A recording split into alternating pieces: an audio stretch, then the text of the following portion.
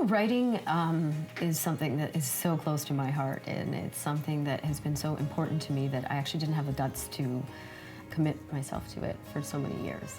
I've always been a passionate reader. I even wanted to be a journalist at one point in my life, but life really kind of had a very different path laid out for me. However, I came back to writing after I was diagnosed with cancer.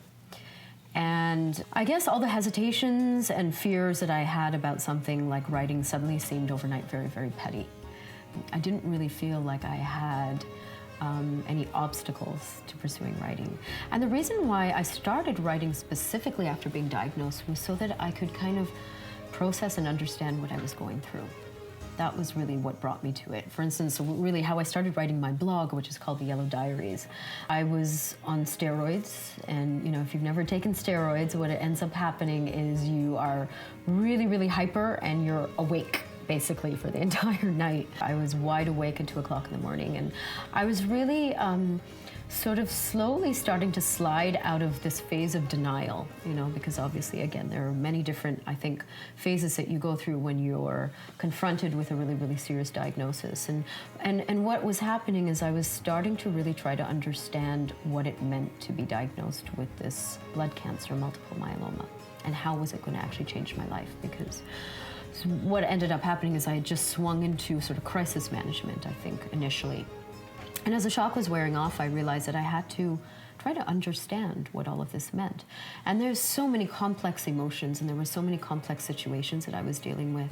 For instance, I had a lot of people around me saying that you should hide what you're going through. Don't go public with it because you're an actor and because you're public, it's going to affect your career. It's going to affect people's perceptions about you. All of these strange ideas were being thrown at me, and no doubt they were coming from, from well-wishers and from a good place, but I couldn't understand myself what to do. So that's really why I turned to writing.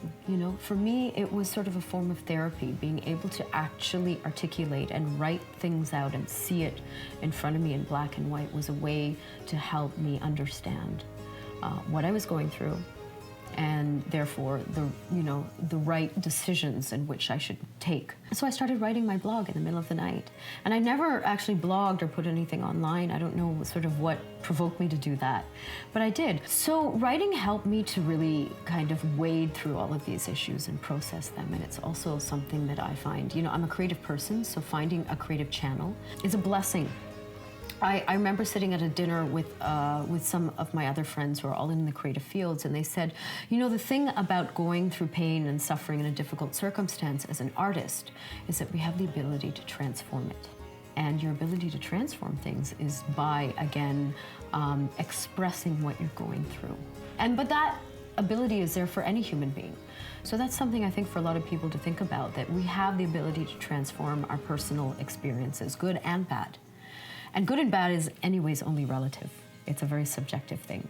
As a result of that dinner, I sat down and I started writing my blog, and it was really, really well received in India and Canada and around the world. I continued to chronicle my experiences in the moment, and it was so therapeutic, and it was such a relief and so liberating to be able to openly share what I was going through, and to find that there were others that were going through the same thing. And as much as I have a lot of people who come up to me even today and say, thank you for writing because it's helped me a lot, I always turn it around and I say, well, for me it's a matter of paying it forward, because I received so much support from people, from strangers, sort of these angels that would just pop up in my life and offer incredible support, that for me it was a huge, huge relief. And I'm really happy that I've been able to continue pursuing writing since then. It's a wonderful outlet, and it's the outlet that works for me. I've since written a book, which I'm putting the final touches on. I write a national column right now in India for a newspaper called The DNA, where I get to basically comment on anything that I please. I actually think I'm a better writer than I am a speaker, I mean, everyone has a gift, and I think it's up to your sort of individual search to find whatever your gift is. I think, again, for me, it's the finest form of communication.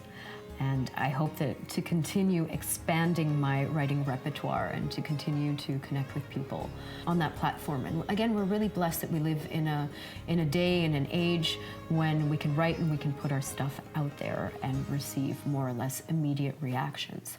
I'm really active also on social media, and I think that that's really important because it isn't just about saying, hey everyone, look at what I'm doing.